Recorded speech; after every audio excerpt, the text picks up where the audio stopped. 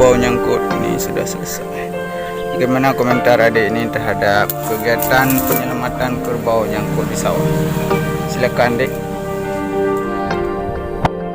Berbisa dari 10 tapi sedih karena itu kerbau nenek saya. Untung warga sini baik-baik hati.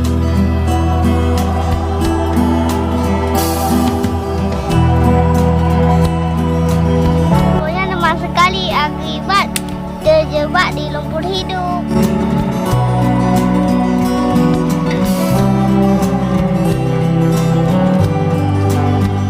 Hati-hati dengan lumpur hidup, bahaya nanti tenggelam. Ayo ikuti kami.